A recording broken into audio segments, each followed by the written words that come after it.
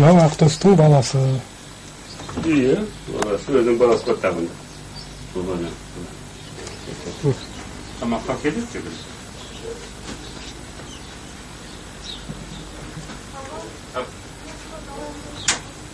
Iya.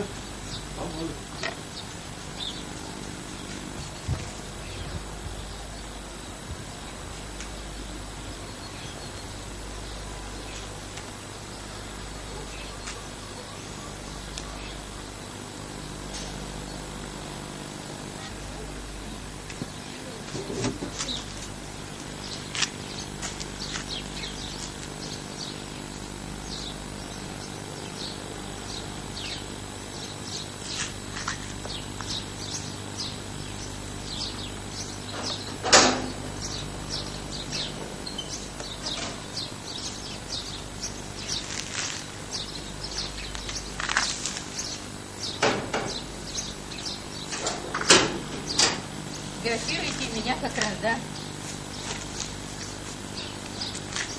А что вы фотографируете? Здравствуйте.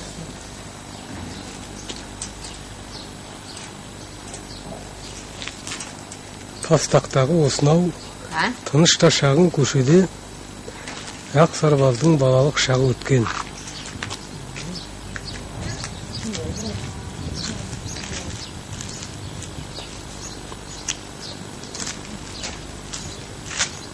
Алпыс бірінші үйде ұлы ұстаз тұрып жатыр. Көшеде Ақтөстің 3 өмірі өтті. Есіңізде болса, кітаптың Ақтөстің соңғы өмірі деген тараудағы бұрылысқа жеткенде ол артына бұрылды деген сөзде жазылған еді ғой. Сол бұрылыс анау болса керек.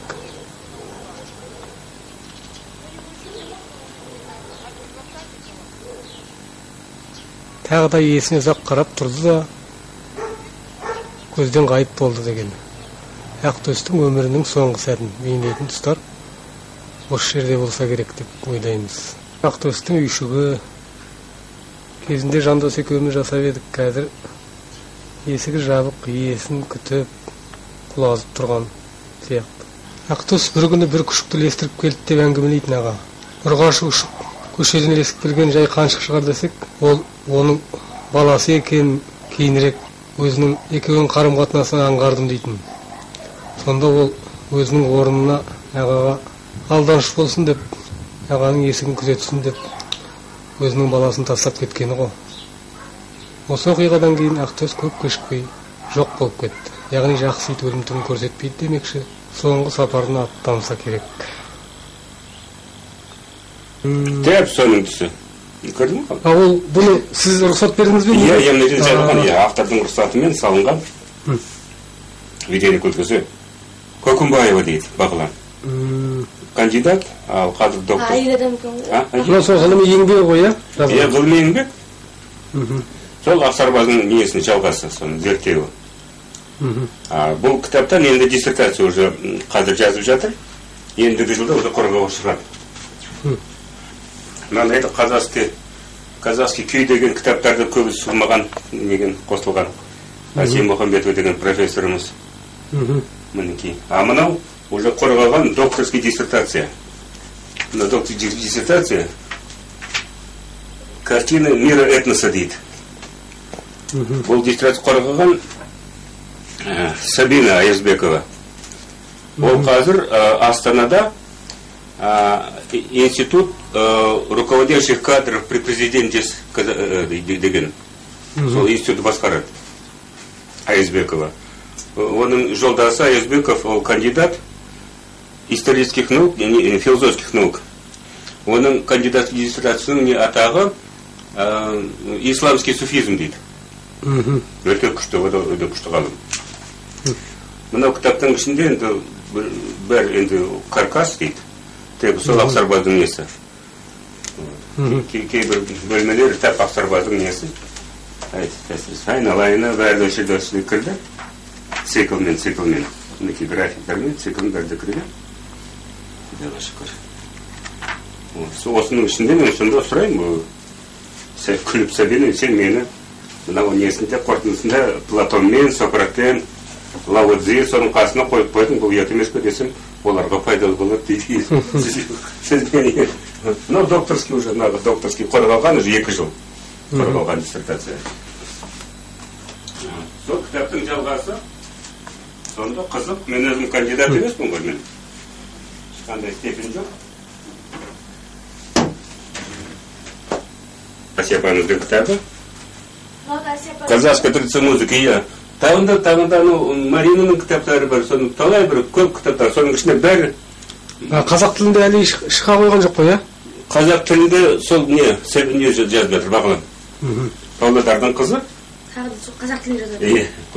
Ол қазақша. Аға, енді бізге жазуға бола ма? Болады, конечно. Бірақ біздің ешқандай ғылыми атағымыз жоқ, бізді жібере ме? Жібереді. Бірақ сендерге енді кандидат болу үшін обязательно енді бітіру керек қой, институтты бітіру керек. Мен кандидат емеспін, енді Абайда кандидат болған жоқ қой, Абайда. Кандидат үшін емес, жалпы қазақ тілінде, ақсарбазды зерттеу. Зерттеу, ол сөзсіз болады. Әр адамға, әр қалам ұстайтын адамға, конечно, сөзсіз болады, ол керек тіпті. Ғалымдар жарайды, олардың енді терең зерттеу өткен ғалымдардың жұмыстары тарайды ғой, неге Петербургқа тарайды, Ленинградқа тарайды, Украина, Прибалтияға өткен, одан неге кетеді? Жер неге кетеді? Таңдаулы нелермен. Сонда астрономиядан бана қыз, астрономиядан зерттеп жатыр да? Зерттеп жатыр. Біздің баратын ғарышты, сол планетаны зерттеп жатыр. Астрономия саланы. Кім? Бір университетте. Астрономия, сол олар 10 класс тоққан кезде Ақсарбаз деген бір оққан екен де кітап. Одан кейін уже университетте жерұйықты зерттеп жатыр. Жерұйықты зерттеп жатыр. Оны зерттеу керек. Өте қызық нелері ғой, оның қанша градус еңкейгені. Жерден 2 есе түзеу олардың еңкейгені. Сонда қатты қыс, қатты жаз жоқ. Ояқта. Кішкене былай шақар, сонда орта жерінде бір температура ұсталады. Бір температура. Өзгерілмейді. Тәп біздің анау неге шейін. Ол қандай планеталардың қасында емес? Ол біздің неміздің несінен өзгерісі бар. Ол жерде 5 планета, 4 планета, 5 планета, 5, сол планеталардың нағыз үлкені сол. Қалған планеталар кішілеу одан.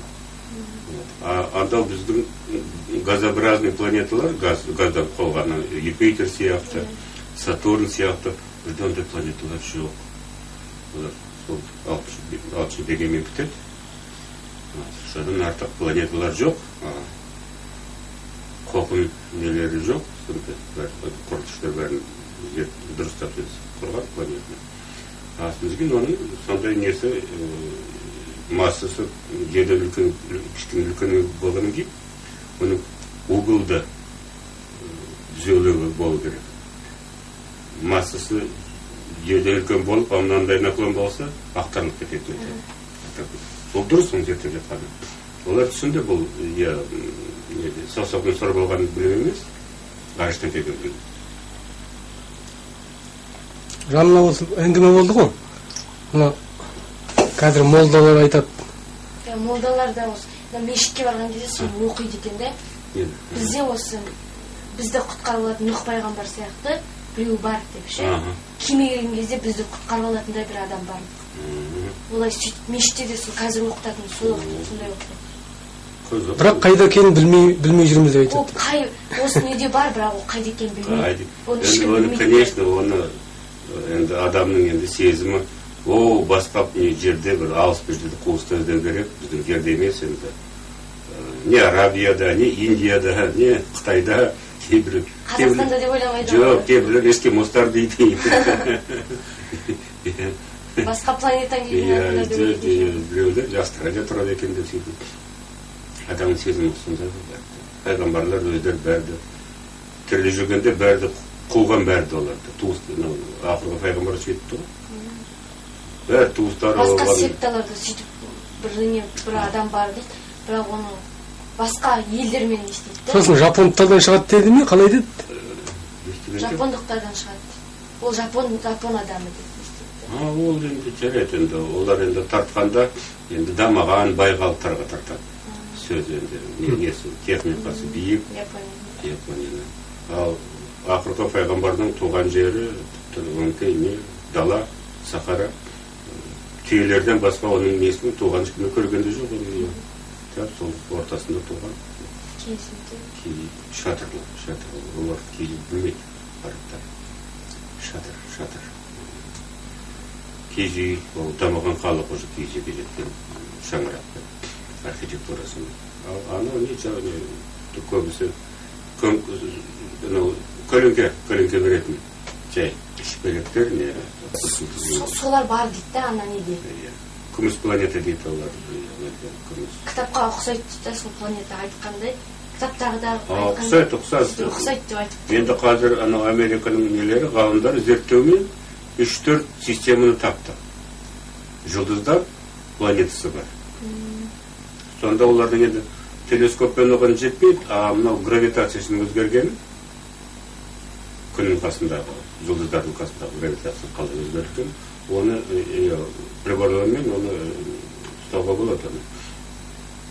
Сонда олар сөзсіз бір 3-4 жақтан іздеп, сонда рас болды, соның жұлдыздағы планеталары жерден 2 есе үлкен, 2 есе, 3 есе үлкен. Вот соны таң қалды олар. Неге сол? Американың ғалымдары. Оларды зерттеп жатыр. Деген олардың тағында бір озып кеткен Совет өкіметінен неде жүр ғой, ғарышта несі жүр ғой, лабораторияны астрономический несі жүр ғой. Оның үмітім атып қалып. Хаббл дейді. Бұрын құрылысшылар ғой. Солар деген сол салған нені, планетаны, жерүйікті. Бұрын қалай зерттеген? Кімдер? Сол Америка басқа елдерші? Олар ол білімге жеткен жоқ қой. Мынау Ақсарбас кітап шыққаннан кейін бәр енді ғарыштың енді құрылымы енді ашық болды. Деңгеймен ашық болды. Жай сөзбен емес, сөзбен фантастикада не, бұл тіпті тізіліп, заңдарға тіреліп, 7 сатымен, иерархия заңымен, онда сөзсіз. Онда қазір сөзсіз. Өсімдіктің деңгейі мынау, жануардың деңгейі мынау, адамның деңгейі мынау. Қалай болса да, ортасында бір үлкен бір не бар. Ал содан кейін онда түсінікті. Онда ғарыштың құрылыстары да сөйтіп бөлінеді екен. Бірінші классы бар екен, минералдар құратын. Екінші, үшінші класстарымен сөйтіп өсе бөледі. Аяғында ана классқа шейін жетеді екен. Сонда 6-шы класстың аяғы біреуі, 6-шы деңгейі планетаның құрылысшысы, 7-шы деңгейі ол системаның құрылысшысы, жұлдызының. Сонда біздің бәр планеталарымыз күнде сол 6-шы сатының 7-шы деңгейінің несі, 6-шы сатының 7-шы класстың деңгейінің басқарысымен сол әлі сонымен тұр, соға уже 7-шы деңгейдің құрсылар, ол галактиканың құрсылар. Өздің енді нені қарағанда галактикалар, енді миллиардтаған галактикалар бар.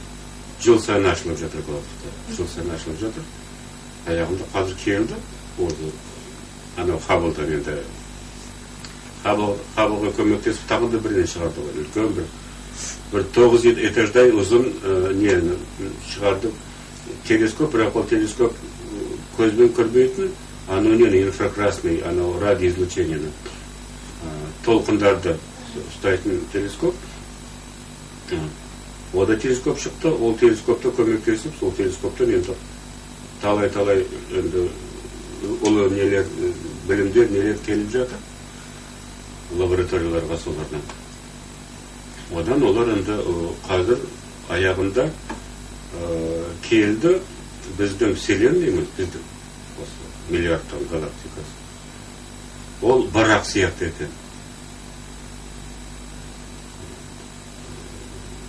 дөңгелек емес, бірақ сияқты, бірақ сияқты болғанда олай оралған екен шекеш. Оның қасында екінші вселенной бар.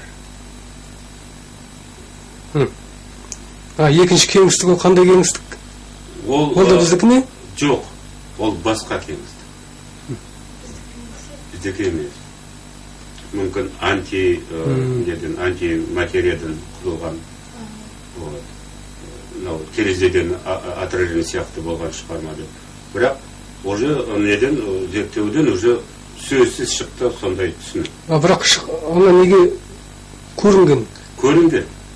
Оның несі басқаша немен жүреді басқа. Сонда тағы да қазір олардың зерттеуімен белгілі химикалық заттар жердегі вселенныйдағы жүрген неден 10-15% екен. Сонда мына таблица Менделеева ол толық емес. Сонда біздің қазір осы жердегі мырыштарымыз, нелеріміз бәрі сон оранға шейін бәрді вселенныйдағы жүрген сол несінің элементтерінің 15 кем болмаған артық болған 20% 20% екен. Тағанда бір үлкен қызық. Жыл сайын енді қазір білім енді көбейіп жатыр 20-шы ғасырда. Черный дыраға қатысты қандай нелер ашылып жатыр? Оған әлі жеткен жоқ. Черный дыраның несі ол түсінікті. Ол үлкен бір нелер жұлдыздар жанып біткеннен кейін несі қуаты біткеннен кейін олар қысылады ғой.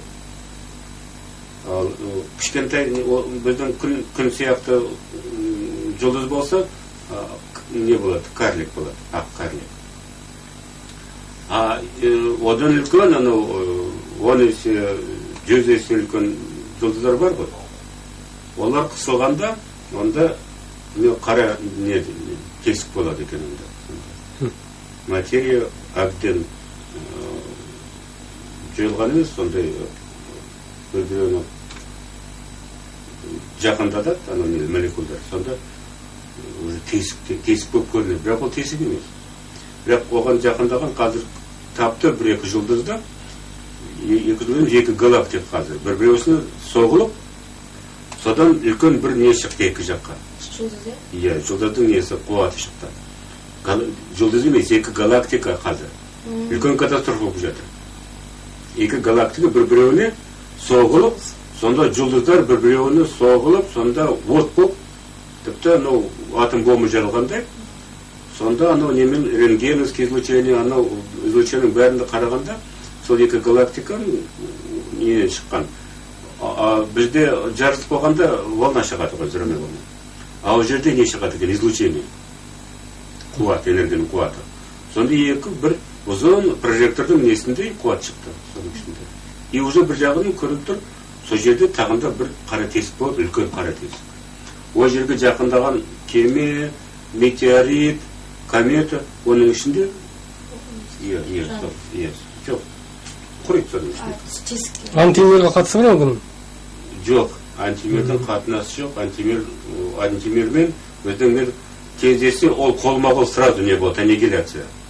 Жарылыс болады үлкен жарылыс. Ептер ақырындап енді бұлай қозғалып, оны уже бірталай жыл соны зерттеп жатыр. Жыл сайын қуат көп шыға береді сол жерден. И оның уже қазір компьютермен модельдерін бәрін салып қойды. Оның екі галактика бір-біріне уже соғысып жатыр. Уже соғысып, ортасы шейін жетті. Екі шелпек болды соғылғандай, мыжылап сөйтіп. Сонда мыжылғанда мыжылдың ішінен повидло бір нәрсе шыққандай сөйтіп. Раз. Ондай да бар қазір. Ол бәрі астрономдар көзі сонда. Сол екі галактиканың катастрофизм зерттеп жатыр. Оны зерттеген дерет енді ол қиын енді оқиға ғарышта, бірақ бізге ғалымдарға үлкен білім одан. Өте үлкен системалар қазір енді құрып жатыр. Катастрофа. Ол галактикалар. Ал әр галактиканың ішінде бір миллиардтаған жұлдыздар бар, кем болмаған, бірнеше миллиард жұлдыз. Ал миллиард жұлдыздың ішінде бірнеше осындай система бар, тірі жан болған. Басқа жұлдыздарға не істеуі бар? Жоқ, ол өте алыс. Бірақ несі жетеді, толқына жетеді. Соны қазір әлі жеткен жоқ. Сол жердегі тіршілік елдер құрып кетті ғой? Конечно. Материал әлем. Все бітті, бітті шықты. Менталды несі құри ма? Құриды, жандары сақталады, модульдері. Модульдер сақталады, деген оны. Мүмкін ода уже жазаға салынған не бағыттығы бар шығар. Қисық болып кеткен. Не бізге қиянат жасаған анау Люциферге қосылып кеткен галактика шығар. Инволюциялық жолға түскен. Инволюция жолға түскен. Онда оны құрылысшылар, онда оның болашақ тағдыры сіздің қолыңызда болады ғой, Ақсарбаздың. Ешкімді білмейді. Маған онда ешқандай құқығы берілген жоқ.